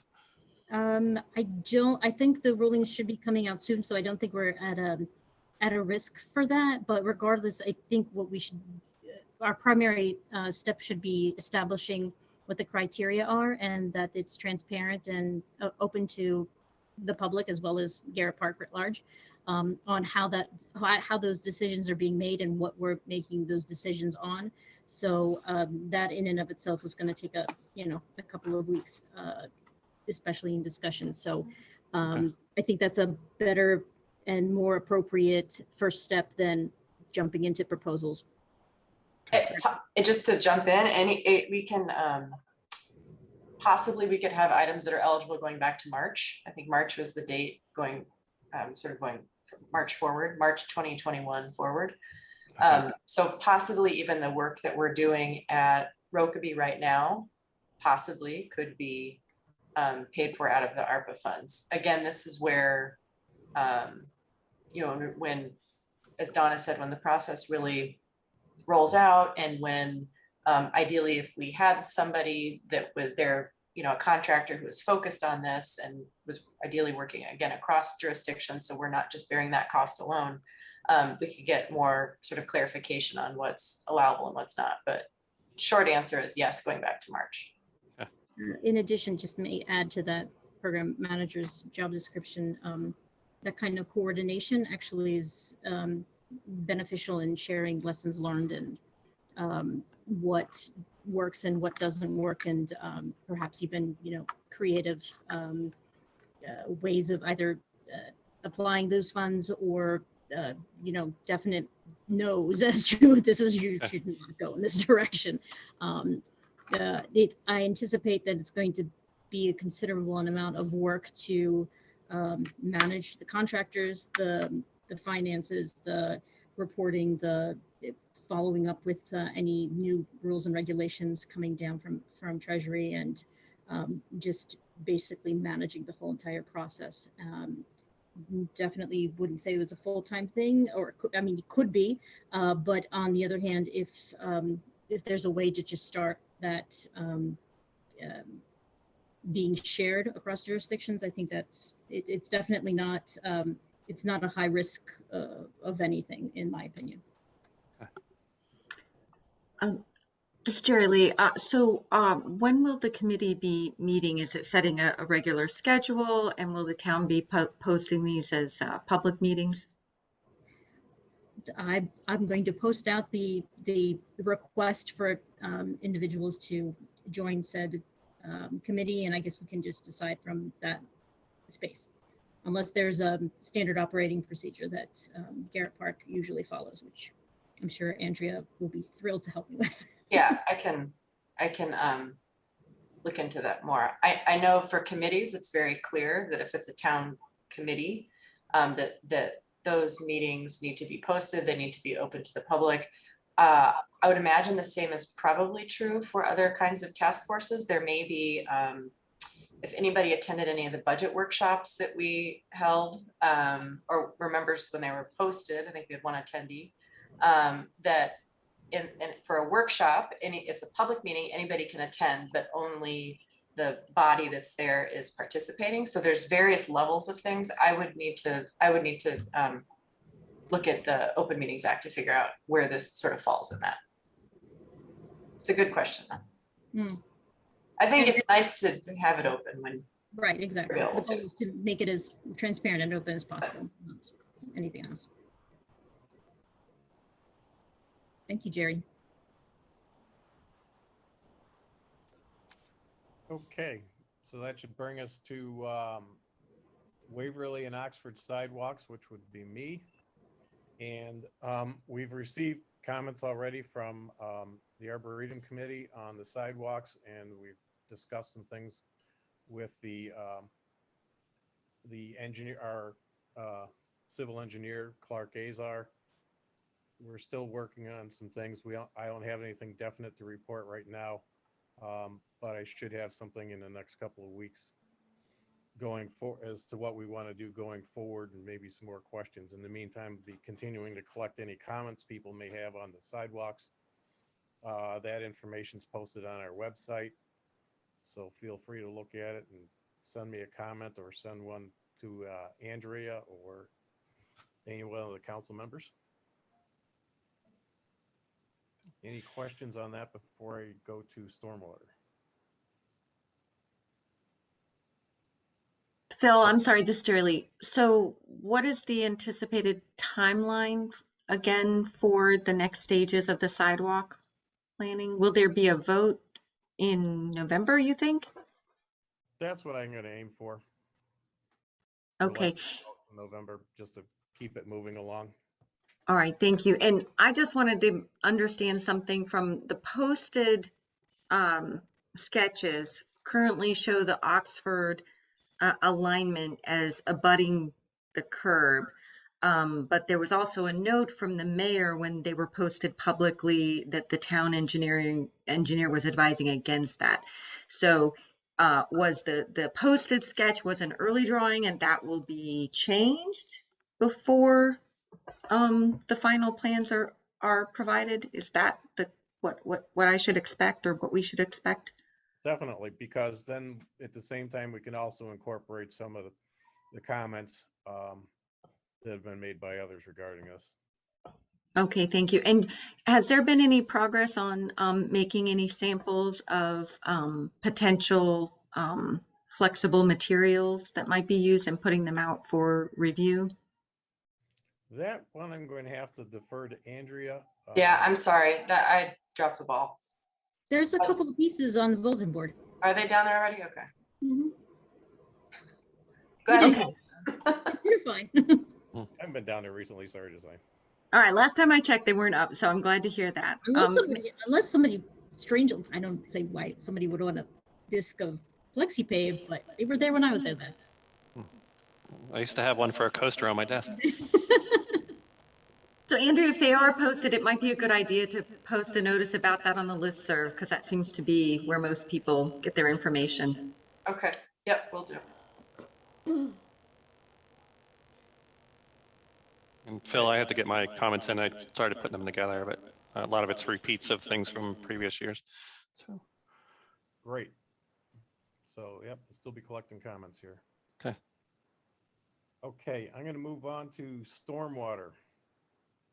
So stormwater is kind of big in one respect, because one of the things that we're looking at as a town, and Andrea can fill in some more detail, but in 1968, well, prior to 1968, most of the stormwater infrastructure was owned by WSSC, the sewer company. And so in 1968, a state law was created which allowed WSSC to pass the ownership of the storm sewers over to the county. At the same time, they also enacted a law which allowed a tax to be levied for the maintenance of these storm sewers. Now, there are only 3 jurisdictions that we know of, which are Gaithersburg, Rockville, and I'm sorry, I forgot the other one. Tacoma Park. Okay, I was thinking it might be them, who are exempt from that and maintain their own storm sewers and also levy their own tax. Garrett Park has been under this, and theoretically the county should have been maintaining our storm sewer system and also making any improvements or adjustments as necessary. But for reasons that we don't quite understand yet, apparently the town has taken on that task, and for the past number of years has been paying for and doing its own improvements. So what I'd like to do is to get a sense of the council of us going to the county and saying that we want the county to in turn take over their responsibility of maintaining our storm sewer system and make any changes or upgrades that are necessary. One of the things to keep in mind is that as part of this is that we would say to the county, if the town wanted to, for expediency's sake, to work and spend the town's funds or any funds that might be available to the town to do some storm sewer work ahead of what the county might have projected. In other words, if the county says it's going to take 5 years to get to something, but we really want it done in a year, so we're willing to pay for it, we would do that. But we would then turn over all that work, all of those improvements would be turned over to the county for the county to own them and maintain them, further along in perpetuity, we'll say. So this kind of drives what's going on with some of our storm sewer things, because we've got several projects, including the last phase of the Rokeby project, which may be impacted by this. And what I'd like to do is get an idea from everybody what they think about it. Us, mainly Andrea, with help I can provide, going to the county and basically saying formally that we want to have them start working on the stuff as they were supposed to for years.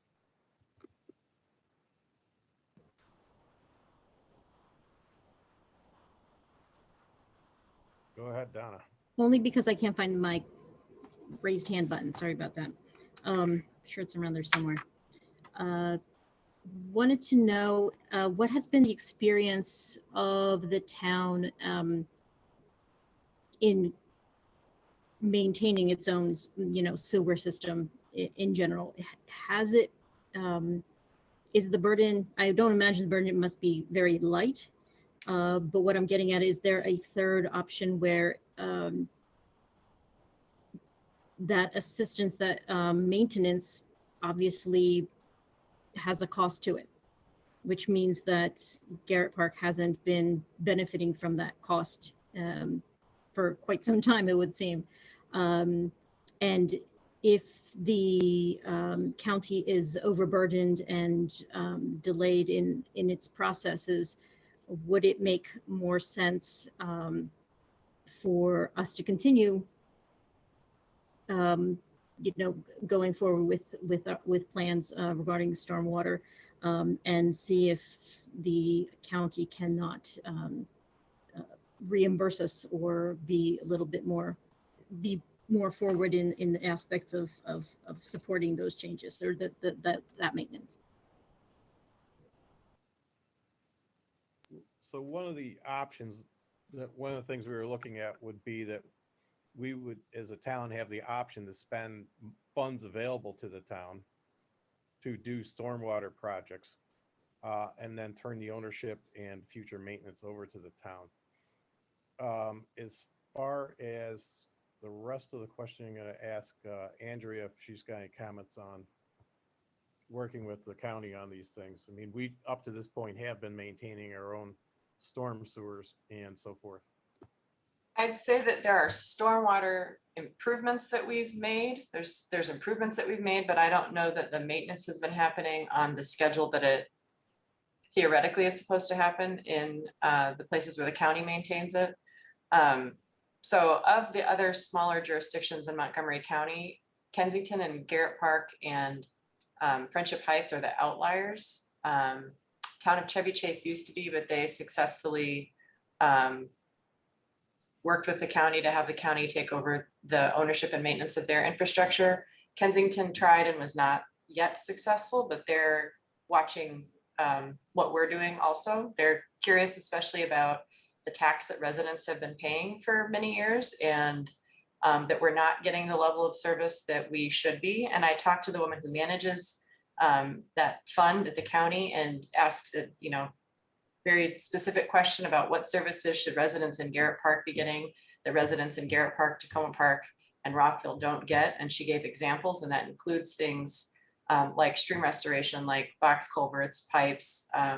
It could include, things like retention ponds that may not be as relevant here, but there was a whole, and generally for your benefit, pesticides is one of the things that was also mentioned, all of that stuff we went through last year or 2 years ago. So there's precedent that the county should be maintaining our stormwater infrastructure. There may be some negotiation needed with the county on certain places where the town has done some stormwater work and where we have easements. That's something that we're going to need to work out with the county. So there may be certain places in town where the town continues to maintain that area, but not all easements are created equal. So I think it will be an ongoing discussion. Donna, I'm not sure I understood exactly what you were asking with is there a third option? So I'm not quite sure how to answer you best. So for instance, if the county is delinquent or slow in conducting this maintenance, yeah, are we better equipped to conduct said maintenance? And I know this has been just based on your study, this might be, or your examples, this may be like pushing our luck, but is there a way for them to reimburse us for this maintenance if they're not adequately giving that that to our town? I think it will depend on the particular problem, on the particular issue that needs to be addressed. I know that right now, one of the smaller municipalities is talking with the county about if they can use their American Rescue Plan funds to do improvements, stormwater improvements, but understanding that that doesn't mean that this is going to now be something that jurisdiction owns or maintains going forward, right? So I think there's precedent there, or there could be, that the county may be open to that. When I talked with other town managers that are outside of Kensington and Friendship Heights, so municipalities where the county maintains their stormwater infrastructure, when we talk, what happens is basically they call the person at the county, that person comes out, they meet with them, and they develop a schedule for addressing the problem. When it comes to major issues, town of Chevy Chase had some pretty serious issues that they needed addressed, and they did it in phases. And I would have to look at the documentation. I can't remember if the town there ended up paying for some or not, but I know that they phased it, recognizing that it was a huge project and it would need to be done in a couple parts. So I think that there's, the other municipalities have good working relationships with the county when it comes to this. So I think we could, ideally we would get there too. Okay, thank you. I appreciate that. It sounds like unless you ask, they do not willingly or volunteer to actually do their job, I guess, in this case, for very many years. Yeah, and it's been a strange thing to research because there's no documentation, as Phil said, from WSSC. There's no documentation in the archive that the ownership was ever handed over to the town. But what the county asked for was that I needed to produce evidence and then give them something that says that the town is recognizing that the county, should be maintaining and owns the town's stormwater infrastructure. And so there's a ton of files on all kinds of stuff in our archive, and there's quite a bit on stormwater, but there's nothing that ever talks about the ownership. There was a court case that our attorney found. I'm sorry, not a court case. There was maybe it was a court case, something that incorrectly lumped Garrett Park with Tacoma Park as having our own planning authority. And I think that may be where this misunderstanding began, like in the early 70s. And then because we maintain our own roads, there may be some confusion created there as well. So I think it's one of those things that the county, I'm imagining that they also don't have documentation of something being handed over to the town because they would have shown that to me. So this is sort of the spot where we're at. And the other thing I'll just add, then I'll stop talking, is that stormwater infrastructure is really expensive. So this is an important thing to get right. And it's an important thing to think about. before I worked in Garrett Park, when I worked at the Professional Association for City and County Managers, when we would hold our annual conference, if you wanted to fill a room, you had a session on stormwater because it's a problem for communities everywhere. So I'll stop now.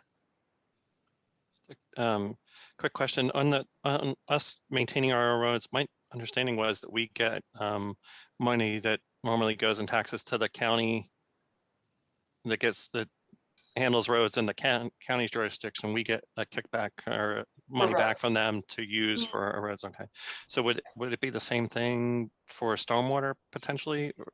So the language that's in the county bill that was passed was saying that individual homeowners can request a refund going back 3 years if they can prove that they've done their own stormwater mitigation on their property. So what I'm wondering about is, as one of the options available to us, which is I think where you may be headed, is if the county pushes back, then residents shouldn't be paying that fee and not getting any service for it related to stormwater. And it's not a ton of money, but it's about 30 grand a year. So that's, if we could get a 3-year refund, now that's 90 grand. That's, that helps when it comes to the stormwater project. I was wondering also, like, if even going forward, so say it's 30 grand worth a year, is this something where they could give us the money kind of like they do for roads, and then we would manage getting things done with it That's what I was trying ourselves, to get. yeah, rather than wait for them. Yeah, the challenge with that is just the expense of stormwater, and because we have, Garrett Park Estates stormwater. We have, we're surrounded by neighborhoods that the county is maintaining in terms of stormwater, and it'd be limit ourselves. Yeah, it's challenging. It'd be hard for me to recommend any scenario where we would willingly want to take over the ownership of it if we don't have to. Which is why I was asking if it was possible if you had more information as to what that looked like for us, and to decide whether or not it does make not only financial sense, but just whether it's more timely if we do so. I know there's something that's supposed to be done annually. There's something else. Oh, I'm sorry. Didn't mean to interrupt. No, that's okay. I'm done. Sorry. There's something they're supposed to do annually. There's something else that they do every 3 years. And then, again, when issues arise, I know my colleagues, call their contacts at the county and they discuss it, and it has been addressed. I don't know specific timelines, but there wasn't any, when I talked to other managers about it, it wasn't like, you don't want that, we're pretty blunt with each other. So I think I would have heard if there was major delays, but I do still think that it would be ideal for the town if we had the flexibility to use our own funds if we weren't comfortable with the timeline, right? Depending on what happens with future budgets or whatever. Something could be more urgent. So, but It sounds like the other municipalities, they're not getting a response where somebody stands there and says, if it's not broke, don't fix it, or they're being more responsive than that. So. Right. Yeah. Okay. Yeah. How is it that we managed to not notice this for so long? Maybe it's a discussion for another time, but it's kind of surprising. Yeah. You don't know what you don't know. That's what they say, right? So when we started digging into this stormwater issue, they kind of discovered this, like, holy cow kind of moment. It's nuts. I'm shocked, really. Phil and Mario, do we know any more about, like, with the county's normal planning process, what the timelines for planning stormwater drainage projects would be if we were to move to a completely county managed process? Or is that just kind of unknown? I personally don't have anything right now. I think that's something that is part of talking with the county. We'd have to kind of get a handle on as to, what it would be. I mean, I would assume it could be up to a couple of years out that they'd be planning things, you know, because they'd have to roll it into their budgets and so on. But maybe Andrea, I don't know if you've got any other ideas. Well, I know that they have, you know, they have their capital improvement plan projects, and then they have other identified projects that WQPC, that tax that's on your property tax bill, that tax pays for, but that WQPC doesn't pay for emergency projects. So emergency projects come out of a different fund, which may be a different timeline. I don't know.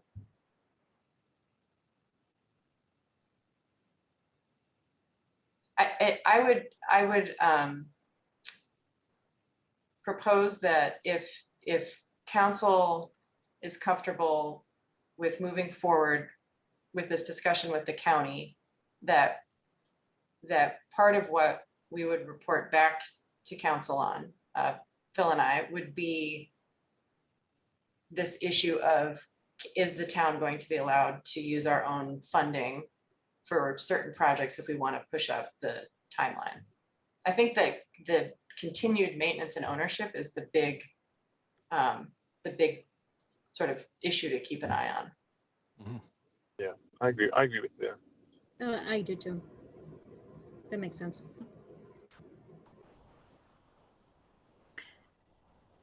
Yeah, I mean, I agree with that in sense too.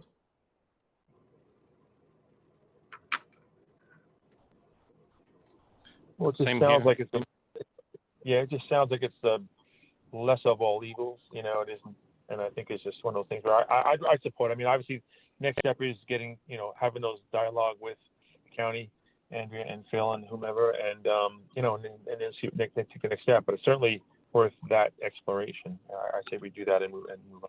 Mm-hmm. Thank you for humoring my question. No, that's a good question. Are you okay with us going forward, Stephen? I'm sorry. Yeah, I think it sounds good to kind of get the big picture from the county, get them kind of take their responsibility for it, but then keep the flexibility I think you and Andrea are talking about, so we don't have to wait for them if there's something that's more urgent. And I think could be good. I've been a proponent of just getting a town-wide stormwater management plan, even if we had to pay for that out of our own pocket, just so we could have it, so we could start being able to show, you know, if there are any projects that we feel are on a 3 or 5 or 10-year horizon, so we could, you know, start, you know, needling the county about them ahead of time, so we don't have to start that from scratch when something becomes urgent. So.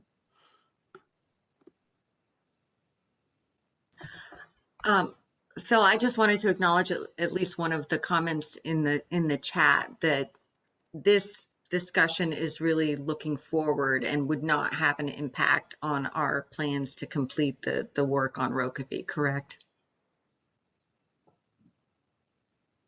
Phil, you're muted.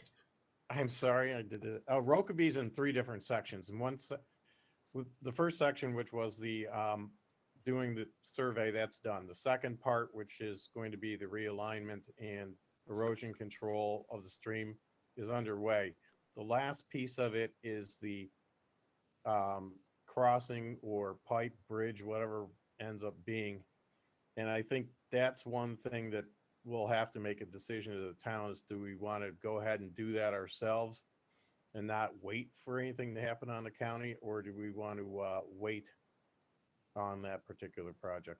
And I would just interject that when I talked to one of the guys at the county, that I mentioned Rokeby, and he said, well, we've been involved at Rokeby because it's on the edge of town, and because because there's Garrett Park Estates water that drains there. And so they already recognize that they have some responsibility there. And there's also a letter from, I can't remember what decade, 80s, 90s maybe, that specifically talks about where the county and the town agreed to who has responsibility for what section of that lot. So there might be some of that kind of comes up, but it's something that the county, I think, is going to think about differently than other properties in town in terms of their involvement. I think they will be more inclined to be involved. Yeah, so like, yeah, they were already broached about that issue, and I think they even talked about there was a distinction between water that was coming down the street versus on the properties that collected. I think it was 2 different agencies. I can't remember how it worked, but Yeah, yep. yeah. But for Still there, still their clarification, stuff. they're not currently paying for any of the work that we have planned there. No, so the work that we have right now, the work that's currently happening with the realignment, I think that's different because we had an easement there and because we did work however long ago, and therefore we have a responsibility to correct the erosion that had happened in the yards there. And so it's a little bit of a different scenario there. And this is what I was saying earlier, that not all easements are going to be created equal. There's going to be easements that the town is may continue to have responsibility for that location. And there may be easements that are not that way. And I think also just that, you know, that project needed to move forward.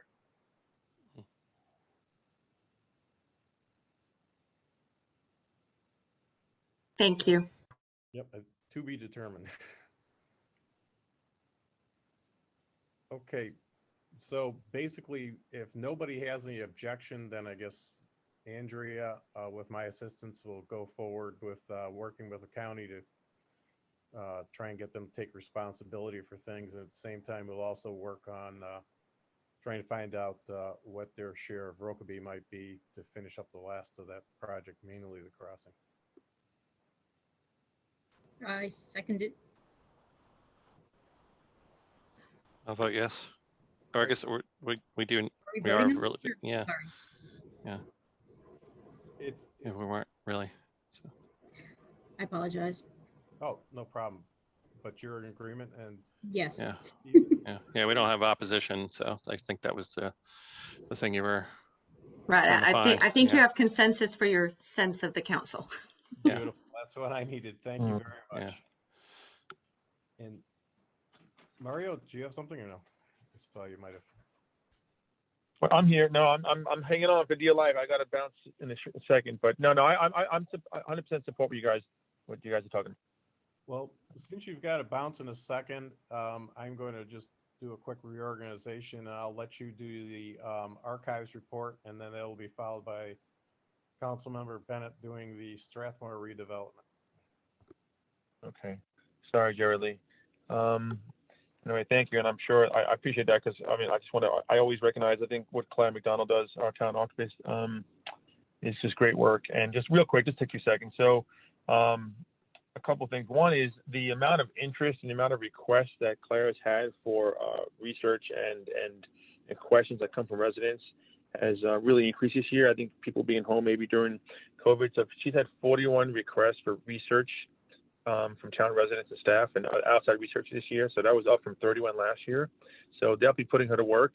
And also, if you haven't noticed, if you haven't had time to go by in the post office, there's currently a feature displaying the swimming pool, including some really cool photographs of it being dug out back in the 50s, I think it was. So you should check that out if you stop by the post office upstairs anytime. And then, of course, she's always very appreciative of any information she gets, any digital photographs with names, dates, places.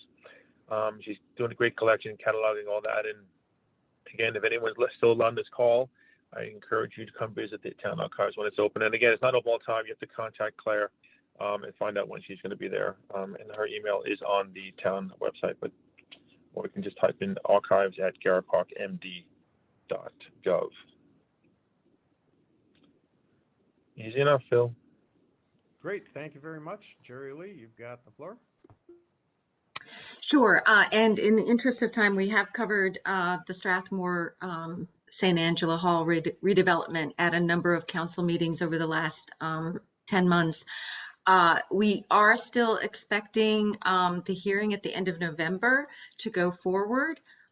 There have been county planning comments, back and forth correspondence posted on the county's website if anybody's interested in looking at that. I appreciate a number of residents providing suggestions and input for how the town might comment on this further. The town did submit a letter to the developer as well as to the State Highway Administration this summer.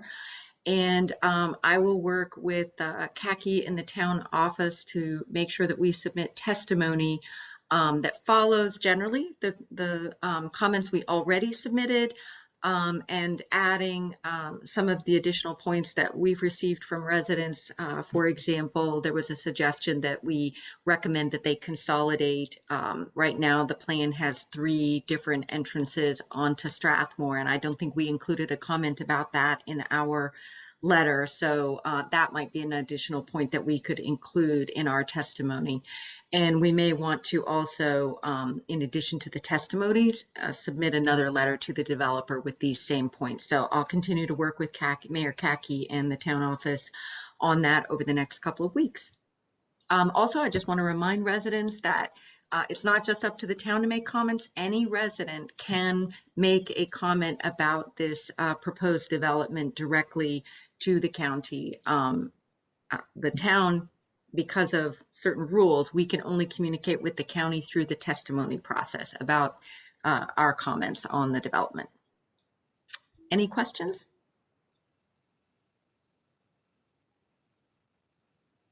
All right, thank you, Phil. Thank you.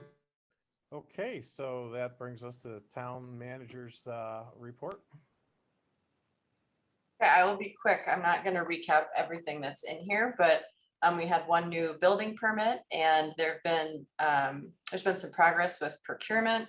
Not listed on here is that we have our kickoff meeting for our Penn Place space design coming up. So that's exciting. Our very first meeting with the person that we hired that council approved at a prior meeting.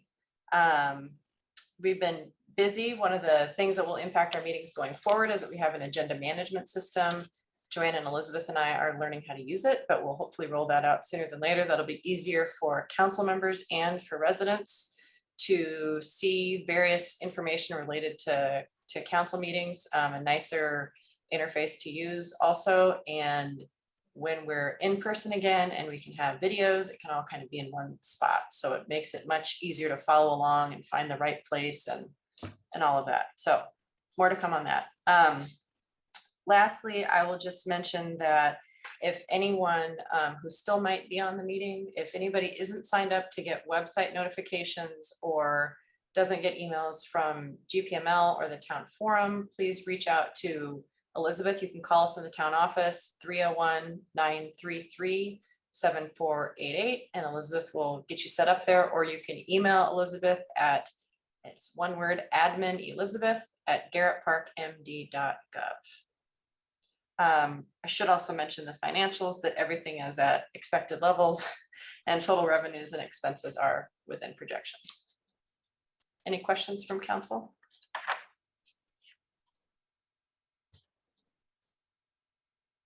Oh, lastly, I'll mention that we have the introduction of the mid-year budget at the November council meeting. So we talked about that at the last meeting, just want to mention it this one as well.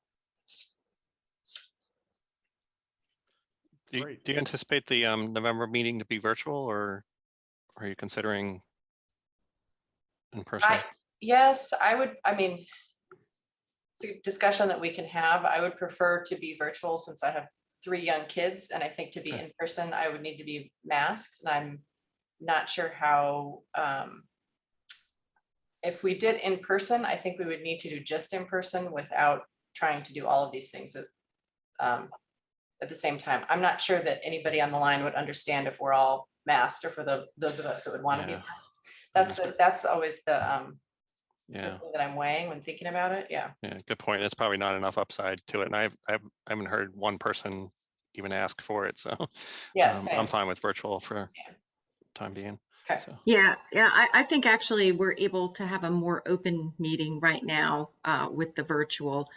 You might consider, though, Andrea, for the budget discussion, perhaps displaying some of your documents like you did with the Penn Place tonight. I thought that was very helpful. You bet. And I can do that.